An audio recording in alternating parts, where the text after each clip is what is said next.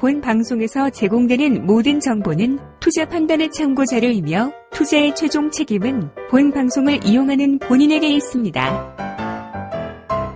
네, 반갑습니다. 오늘은 3월 4일 금요일입니다. 시장이 마음처럼 막 훅훅 올라가거나 그러지는 않습니다. 그죠? 자, 협의, 회담에 대한 기대감 이런 것들을 가지고 좀 있었을 텐데 그냥 여전히 답답한 수준일 거라 생각하시면 되겠습니다. 이게 쉽게 되기는 좀 어렵겠죠? 어차피 전쟁이란 게 일어난 상태에서 뭐 양측의 어떤 입장도 분명히 있을 테고요. 또 그냥 뭐 여기서 그만둔다 그러면은 모양이 많이 빠질 거 아닙니까? 그러니까 서로 간에 이렇게 된 거 어차피 얻어내자, 끝까지 버텨보자 이런 식의 느낌일 것 같은데, 자, 그러다 보니까 아무래도 이제 다우지수나 나스닥이 변동성이 좀 보인 것 같아요. 그리고 유럽 증시도 오늘은 제법 빠져서 마감이 된 모습을 확인할 수 있었습니다. 나스닥은 마이너스 1.56% 하락했고요. 다우지수는 마이너스 0.29.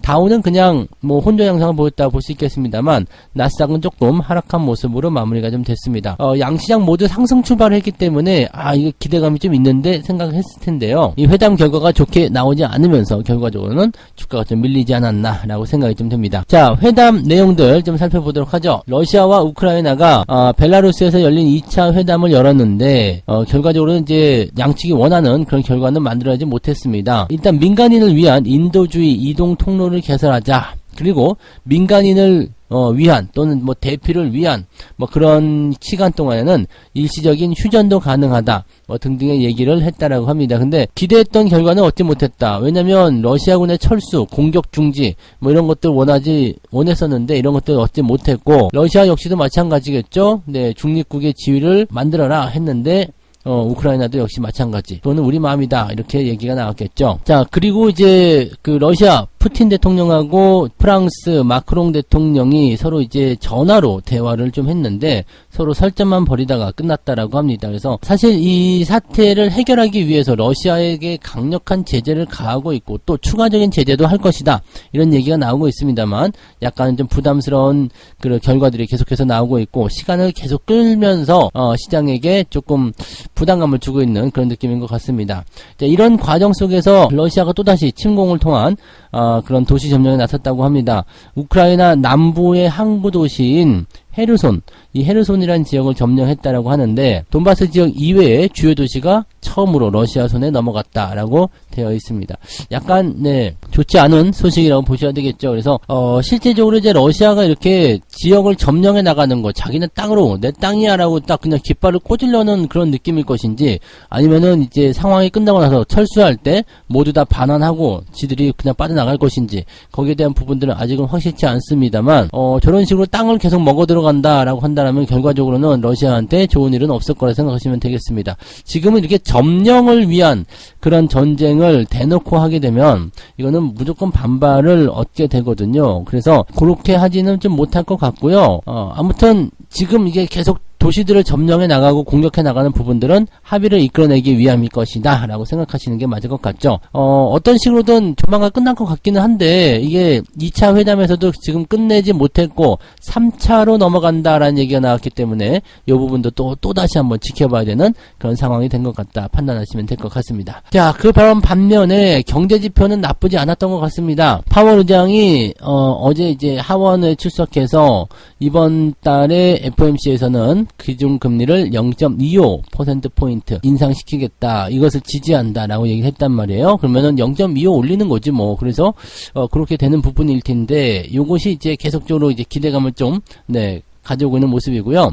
다만 이제 인플레이션이 지속해서 강한 수준을 유지하게 될 경우에는 향후에 기준금리를 더 많이 올릴 수도 있다. 뭐 이거는 이제 향후에 있을 이야기니까 그 다음에 생각하면 되는 거고요. 자, 그래서 지금 이제 이 FOMC가 3월 15일과 16일에 열릴 예정인데 이번에는 그냥 연준이 기준금리를 0.25 올릴 것이다. 이렇게 전망을 하고 있다라고 합니다. 자, 그 외에 지금 2월달 서비스 구매관리자 지표, 자, 이것도 뭐 크게 나쁘지 않았죠? 56.5가 나타나서 지난달보다 큰 폭으로 개선된 모습을 보여줬고요. 그 다음에 비농업 생산성은 전분기 대비해서 6.6% 증가했다. 이렇게 되어 있습니다. 뭐 다 괜찮은 것 같아요. 그 다음에 노동 비용 역시도 많이 올라갔고, 또 신규 실업 청구 건수도 지금 21만 건 정도로 나타나게 되면서 역사적 최저치, 네, 역대급으로 최저치에 도달하고 있다. 뭐 이런 얘기가 나오고 있다고 합니다.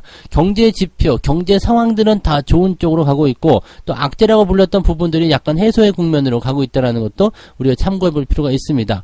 이제 우리에게 남은 건 우크라이나 상황인데 이것만 해소가 된다라면 별 문제가 없지 않을까 판단이 되네요. 자, 국내 증시 역시도 저점권에서의 어떤 반등은 계속 보여주지 않을까 생각됩니다. 오늘 뭐 시장 상황이 또 어떻게 변할지 모르겠습니다만 전일은 좀 많이 상승했기 때문에 약간 좀 한풀 꺾어서 들어가야 되지 않을까 생각되긴 합니다만 그래도 주가가 많이 하락할 만한 이유는 없겠죠. 그래서 이미 선 반영된 주가가 많이 떨어진 그런 종목들 위주의 주가 상승은 조금 기대해 볼 만하지 않겠느냐 이렇게 생각을 해볼 수도 있을 것 같습니다.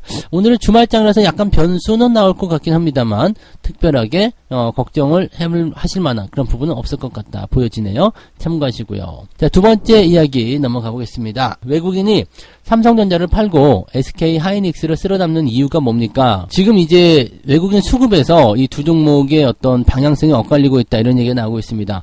외국인들은 최근 4거래일 연속으로 SK 하이닉스 주식을 순매수하고 올해 들어서만 누적 기준 1조 7천억 원어치를 계속적으로 이제 매수했다. 나홀로 매수했다라고 되어 있네요.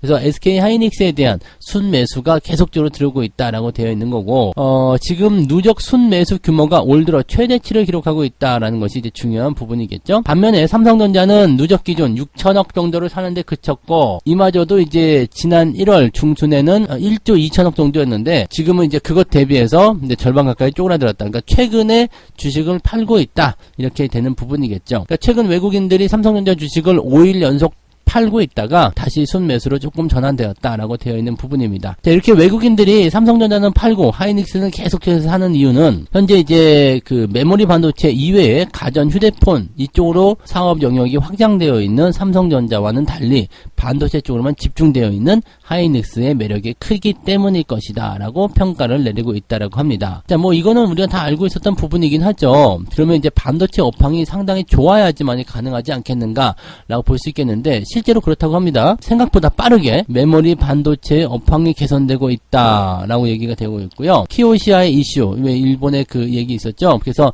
낸드 가격이 이달부터 상승세로 전환될 것이다. 2분기에 상승폭을 확대할 전망인데 서버 전방 업체들의 주문량이 예상보다 강하다. 즉 수요가 많이 늘어나 있는 상태. 그래서 가격도 올라가는 상황. 이렇게 된다면 반도체 쪽에서의 업황 개선이 빠르게 일어나게 되면 실적 증가율이 더 좋아질 수가 있겠죠. 자, 그렇기 때문에 지금 올해는 메모리 반도체가 전 세계 반도체 섹터를 주도할 것이란 전망.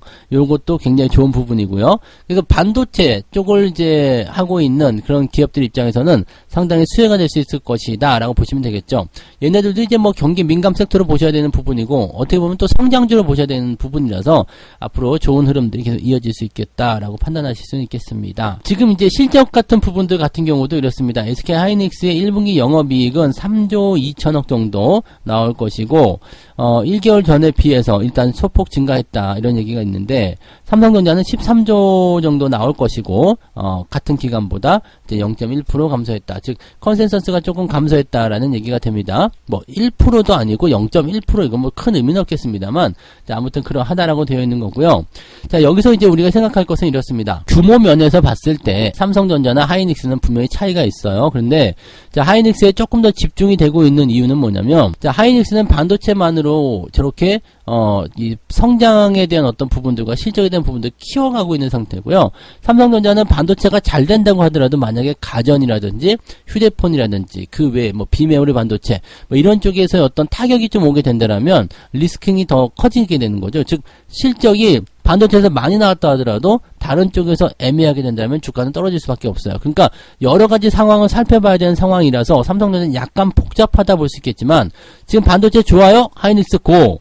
반도체 나빠요? 하이닉스 다운. 이런 식으로 갈 수 있는 거거든요. 그러니까 상당히 단순하면서도 지금 일단 업황이 좋다라고 판단될 수 있는 부분에서는 하이닉스가 먼저 관심을 끌 수밖에 없을 것이다 라고 생각하시면 되겠죠. 지금은 뭐 우리도 하이닉스를 갖고 있는 상황이긴 합니다만 잘 가고 있는 모습이고 또 그런 부분들이 전망이 좋기 때문에 긍정적으로 보고 있습니다. 일단 직전 고점대만 넘어가게 된다면 일단 뭐 하이닉스에 대한 상승은 당분간은 지속될 것이다 라고 판단하셔야 될 것 같겠죠. 자, 삼성전자는 어떻게 봐야 되느냐? 삼성전자는 나쁜 게 아닙니다. 반도체 업황이 좋으면 삼성전자도 당연히 수익성이 늘어나고 좋은 흐름을 보이게 되겠죠. 반면에 이제 뭐 가전이라든지 이런 것들 또는 휴대폰 뭐 이런 모바일 사업 쪽 이런 쪽 같은 경우는 네, 시장 경기에 따라서 움직일 수 있다라고 보셔야 됩니다. 경기가 좋아지고 상황이 좋아져야지 이런 부분에서 더 좋은 상승이 만들어질 수 있다라고 보셔야 되겠죠. 그래서 삼성전자 같은 경우는 지금 약간 주춤거리는 모습도 분명히 있는 건데 이 부분은 뭐 나쁘게 생각하실 만한 부분은 아니고요. 조금 이제 특화되어 있는 부분에서 이거는 하이닉스는 집중 그리고 삼성전자는 약간 분산 이런 식으로 봐주시면 되겠다 판단하시면 되겠죠. 반대로 이 반도체가 나쁘게 전망이 나온다 이렇게 됐을 때는 하이닉스는 더 많은 하락폭을 보일 수도 있습니다. 삼성전자는 가전이나 휴대폰이 또 방어해주는 역할이 나올 수 있거든요. 그러니까 그런 차이가 있다 정도로만 생각하시면 되겠고요. 뭐 둘 다 뭐 나쁘다 보실 필요는 없겠습니다. 근데 지금은 반도체 업황이 좋다라고 되어 있기 때문에 하이닉스에 조금 더 많이 몰리고 있다라고 생각하시면 되겠죠. 두 종목 다 저는 그냥 보유하셔도 괜찮다고 생각합니다. 자, 세 번째 이야기 보도록 합니다. MSCI 신흥국 지수에서 빠진다. 러시아가요. 일단 제외를 합니다. 모건 스탠리 인터내셔널이 러시아를 신흥국 지수에서 제외를 하고요. 그렇게 되면서 러시아에서 빠져나온 자금들이 우리나라 증시로 들어올 것이다. 약 1조 원 정도 규모가 될 거라고 하는데 요 정도면은 뭐 괜찮은 것 같아요. 그죠? 네. 자금이 일단 들어온다는 부분이기 때문에 어떤 식으로든 매수가 들어간다. 자, 시장에 1조 원이 들어왔다. 야, 이 정도 외국인들이 1조 샀다. 이 정도는 상당히 이제 좋은 기대감을 좀 가져갈 수 있는 부분이겠죠. 그리고 외국인들 입장에서는 보통 대형주들 매수를 많이 하기 때문에 저렇게 1조 원대의 자금들이 대형주 쪽으로 들어가서 주가를 밀어 올린다라면 분위기는 상당히 좋아질 수 있는 모습이 좀 되겠죠. 러시아가 전쟁을 통해 가지고 다 우리한테 나쁜 걸 준 건 아니에요. 그죠? 어느 정도 이제 주가가 상승할 수 있는 그런 배경도 좀 준 것 같긴 합니다만 그래도 전쟁 때문에 떨어진 주가가 워낙 크기 때문에 요거 가지고는 네, 성이 안 찰 것 같아요. 빨리 전쟁도 끝나고 신흥국에서 영원히 퇴출돼가지고 자금은 우리한테 들어오고 이렇게 됐으면 좋겠네요. 자, 근데 우리도 뭐 이제 신흥국 지수 탈피하고 선진 지수로 가고 싶다 뭐 그런 얘기 하고 있는데 뭐 그건 당장은 일어날 일이 아니기 때문에 거기까지는 걱정하지 않으셔도 괜찮습니다. 이렇게 말씀을 드려볼게요. 자, 지금 러시아를 이제 제외를 시킨 이유는 더 이상 러시아의 주식시장에 투자를 할 수 있는 상황이 아니다. 이렇게 되어 있죠. 왜냐면 이제 러시아 쪽에 주식시장이 지금 멈춰 있잖아요. 시장을 열게 되면 어떻게 됐어요? 러시아 쪽에 투자를 한 외국 자본들이 다 도망칠 거 아니에요. 그러면 폭락을 할 수 있는 상황밖에 될 수 없기 때문에 현재 시점에서는 러시아 쪽에 주식시장이 열리지 않습니다. 그래서 이렇게 된다면 뭐 거래도 할 수 없고 뭐 투자를 할 수 있는 상황도 아닌데 뭐 하려고 내가 놔두겠느냐. 자, 러시아 빼버리고 독립국가로 놔둬보자. 이렇게 보는 거고요. 또 러시아 쪽에 대한 어떤 제재가 강화가 되고 있기 때문에 앞으로 주식 거래가 더 힘들어질 수도 있고 경제적인 상황이 더 안 좋아질 수도 있다라고 봐야 된다라고 보시면 되는 거겠죠. 자, 그렇게 해서 제외를 시켰다는 얘기가 되는 거고요. 지금 이렇게 러시아가 MSCI 신흥국 지수에서 이탈을 하게 되는 경우에는 한국 비중이 약 1조 원 미만의 패시브 자금의 유입을 가져올 것이다 라고 되어 있습니다. 우리나라가 지금 12% 조금 넘고요. 러시아 같은 경우는 1.5% 밖에 안 됩니다. 그래서 자금이 많이 들어올 것 같지는 않은데 자, 어쨌건 그래도 자금이 들어오고 있다는 게 중요하겠죠. 영향은 크지 않겠지만 그래도 긍정적이지 않겠습니까? 라는 얘기가 되겠고요. 이걸 이제 9일날 다음 주네요. 9일 이때 이제 이야기를 할 것이다 라고 되어 있습니다. 그래서 9일이 오기 전에 미리 약간 조절을 하게 되고 나머지를 당일날 조절할 것이다 라고 전망되어 있기 때문에 오늘 4일이죠. 그 다음에 7일, 8일 다음 주 수요일 정도까지 화요일 정도까지 국내 시장에 움직임이 나올 것이다 라고 판단하시면 될 것 같아요. 그러니까 어떻게 본다면 외국인들의 매수가 유입이 될 수 있는 하나의 통로를 좀 열어놨다 라고 봐주시면 되는 거라 생각하시면 되겠죠. 네, 그래서 지금 이 러시아의 MSCI 지수 퇴출에 대한 그런 부분들은 오히려 거기에 포함되어 있는 다른 국가들에게는 좋은 소식이다라고 보여집니다. 러시아가 약간 궁지에 더 많이 몰리고 있는 그런 느낌이라서 어떻게 보면은 네, 좀 꼬숩다라고 생각이 될 수도 있을 것 같기도 하고 네, 빨리 이 상황이 어떤 식으로 압박을 더 강하게 해서 이것을 좀 종료를 빨리 좀 시켰으면 하는 그런 바람이 좀 있다고 말씀드릴 수 있겠습니다. 자, 어쨌건 우리한테는 좋은 소식이라고 보시면 되겠고요. 자, 이렇게 해서 오늘 3가지 이야기 전달을 좀 해드립니다. 오늘 여기까지 하겠습니다. 저는 장중시장에서 다시 올게요. 고맙습니다.